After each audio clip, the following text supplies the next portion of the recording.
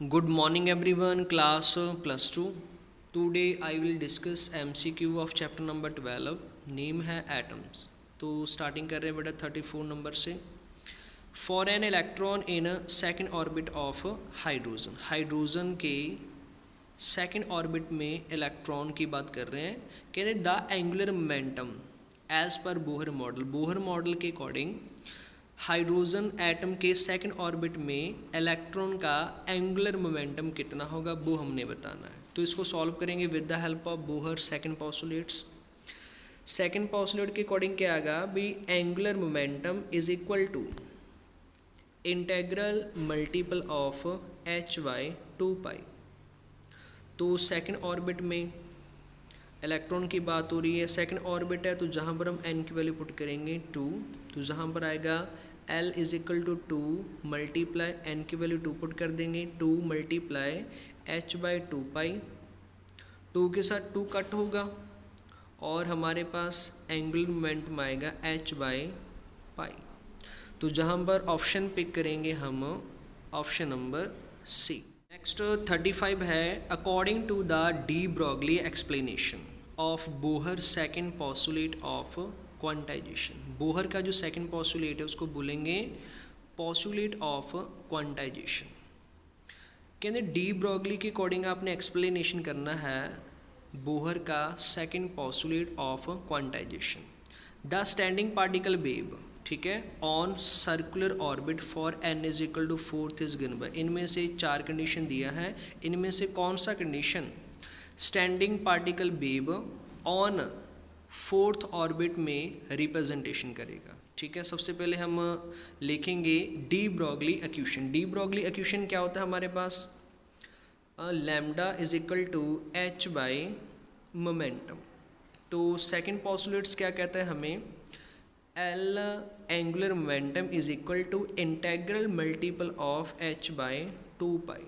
ठीक है, तो जहाँ से क्या करेंगे डी ब्रॉगली जो इक्वेशन है जहाँ से हम एच की वैल्यू निकालें, तो हमारा कितना आएगा बेटा, जहाँ से एच का रिजल्ट लैम्डा पी, और जे वैल्यू सब्स्टिट्यूट करेंगे सेकंड पोस्टुलेट्स में, जहाँ पर ध्यान में रखना सर्कुलर ऑर्बिट के बीच 4th ऑर्बिट की बात हो रही है। ठीक है ना, तो एन की वैल्यू हम 4 पुट करेंगे और एच का वैल्यू हम पुट करेंगे लैम्डा पी।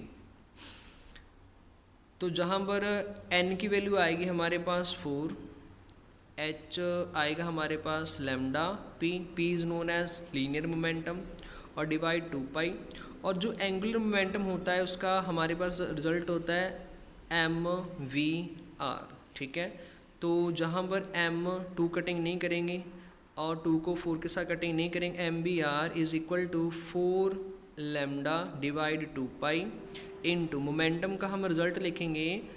मोमेंटम होता है प्रोडक्ट मास एंड वेलोसिटी का, तो जहाँ पर मास के साथ मास कट होगा, वेलोसिटी के साथ वेलोसिटी कट होगा, और जहाँ पर हमारे पास जो आंसर आएगा 2 पाई इधर चला गया, 2 pi r is equal to 4 lambda. और जहाँ पर अगर ध्यान के साथ देखिए कौन सा कंडीशन सेटिस्फाइड करेगा हमारे पास ऑप्शन नंबर सी। तो जहाँ पर हम क्या करेंगे आर के पैर में एन राइट कर लेंगे। ठीक है, 2 pi r n is equal to 4 lambda, तो जहाँ पर option number C is the right answer. Next 36 है, which of the following series of h atom lies in visual range. इनमें से कौन सा सीरीज विजुअल रेंज में लाइज करेगा, तो जहाँ पर हमारे पास आएगा सेकंड सीरीज बाल्मर सीरीज। ठीक है, बाल्मर सीरीज आंसर आएगा ऑप्शन नंबर बी।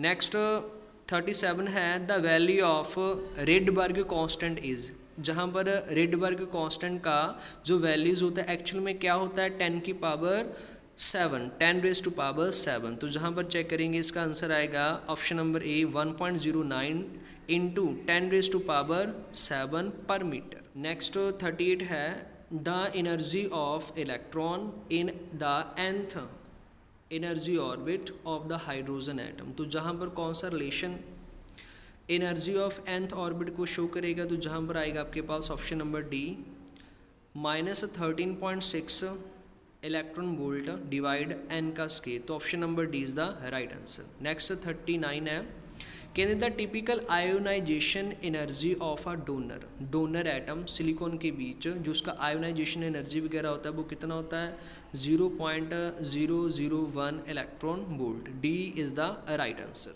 नेक्स्ट 40 है द वेलोसिटी हमने निकालना है in metre per second. The velocity of the electron in the ground state of hydrogen atom is, आपने बताना है भी हाइड्रोजन एटम के ग्राउंड स्टेट में जो इलेक्ट्रॉन है उसका वेलोसिटी निकालना है। ठीक है, ये जे वाला इंपॉर्टेंट है, इसको बेटा सॉल्व करेंगे with the help of velocity of electron in nth orbit के रिलेशन के अकॉर्डिंग। उसका रिलेशन है Vn is equal to ZE का स्क्वायर डिवाइड 2ε0 HN। तो जहाँ पर कांस्टेंट एक साइड करेंगे E का स्क्वायर डिवाइड 2ε0 H, क्या बचा इधर Z डिवाइड N। की वैल्यू हम सब्स्टिट्यूट करेंगे 1.6 इंटू 10⁻⁻⁹, कांस्टेंट है। अब ε0 आएगा 8.85 इंटू 10⁻⁻12 और उसके बाद H हमारा आएगा 6.63 इंटू 10⁻⁻34। कहते वैल्यू सब्स्टिट्यूट करने के बाद हमारे पास जो आंसर आएगा वो आएगा 2.16 इंटू 10⁻6। ठीक है, जो मीटर में आएगा, मीटर पर सेकंड में। ठीक है, और उसके बाद हमने क्या करना है, Z की वैल्यू हाइड्रोजन की बात कर रहे 1 आएगा, ग्राउंड स्टेट की बात कर रहे हैं हम 1 आएगा। ठीक है ना, तो हमारे पास जो रिजल्ट निकल के आएगा Vn is equal to 2.186 into 10⁻6 metre per second. तो जहाँ पर जो जे वाली वैल्यू है ना, जे नहीं दिया है, अकेला पावर ऑफ 10 है, तो 10⁻6 द राइट आंसर है। जहाँ पर चेक करेंगे ऑप्शन नंबर ए में हमारा 10⁻6 है, तो A is the right answer.